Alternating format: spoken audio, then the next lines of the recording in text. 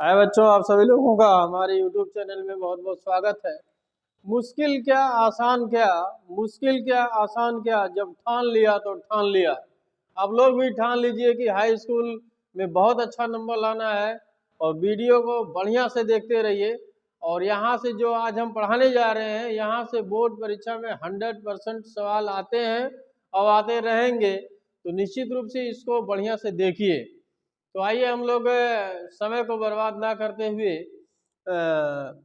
सवाल को देखते हैं। ये प्रश्नावली 3 है, 3 चैप्टर है, ये नया है। इसका नाम है दो चर वाले रैखिक समीकरण युग्म। तो दो चर वाले रैखिक समीकरण युग्म क्या होता है भाई? यहाँ लिखा है दो और लिखा है चर। चर का मतलब होता है एक्स वाई जेड। चर राशि क्या होता है? जैसे एक्स हो गया, फिर वाई हो गया, फिर जेड।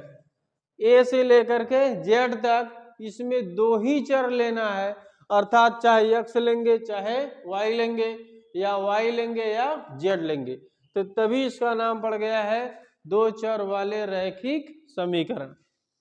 अब इसमें हम सबसे पहले बात करेंगे कि दो समीकरण को कौन कौन स्टैंडर्ड समीकरण होता है। a1x plus b1y plus c1 बराबर 0। ये कोई भी समीकरण अगर दिया होगा तो सबसे पहले ये समीकरण से हम तुलना करेंगे कि a1x plus b1y plus c1 बराबर 0। इसी प्रकार से ये पहला समीकरण हुआ। ऐसे दूसरा समीकरण होगा a2x plus b2y plus c2 बराबर 0।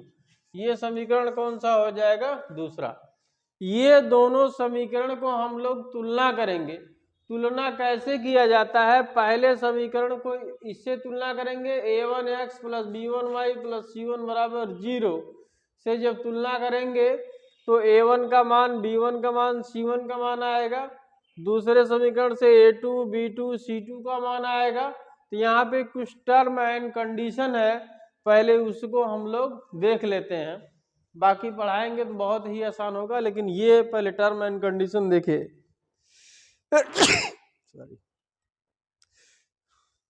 देखिए यहाँ हमने बनाया हुआ है, टेबल टाइप से है, अनुपातों की तुलना, ग्राफी निरूपण, बीजगणितीय निरूपण। जब हम लोग इसी दो समीकरण से तुलना करेंगे कि यदि आएगा a1 बटा a2 is not equal to b1 बटा b2, अगर a1 a2 b1 b2 क्या है, समीकरण 1 और 2 की तुलना करेंगे तो पता चलेगा a1 बटा a2 अगर आ रहा है is not equal to b1 बटा b2, तब हम कहेंगे प्रतिच्छेद करती हुई रेखाएं। प्रतिच्छेद करती हुई रेखाएं का मतलब क्या है? ये काटती हुई रेखाएं, काटेंगी। प्रतिच्छेद करती हुई रेखाएं मतलब काटती हुई रेखाएं। इसका बीजगणितीय निरूपण क्या होगा?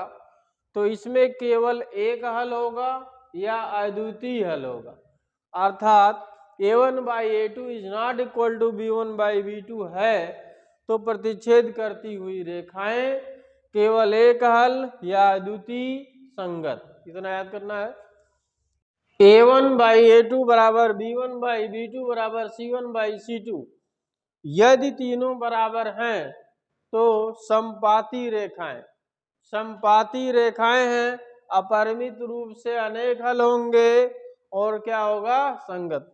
समपाती का मतलब जैसे घड़ी है, घड़ी में आप लोग तीनों सुइयां देख रहे हैं, घंटा मिनट सेकंड तीनों सुई तरफरा जाए तो इसको क्या कहेंगे? समपाती। मतलब एकदम सेम टू सेम हो जाए तो उसको क्या कहेंगे? समपाती रेखाएं। और जब समपाती रेखाएं होगा तो अपरिमित रूप से अनेक हल होंगे और क्या होगा? संगत। तीसरा देखेंगे a1 बाई a2 बराबर b1 by b2 is not equal to c1 by c2।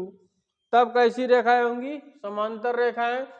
समांतर रेखाएं आप लोग जानते ही हैं, समांतर रेखाएं हैं और इसका हल क्या होगा? कोई हल नहीं। और ये क्या होगा? असंगत।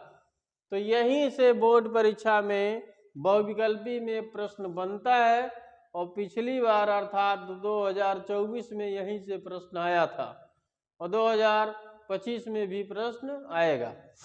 तो एक बार इसको हम लोग फिर से रिवाइज करते हैं। जैसे जैसे हम बोल रहे हैं आप लोग भी ऐसे वीडियो को देखते रहिए, बोलते रहिए, याद हो जाएगा। a1/a2 is not equal to b1/b2 बराबर हो गए प्रतिच्छेद करती हुई रेखाएं केवल एक हल या अद्वितीय हल क्या होगा? संगत।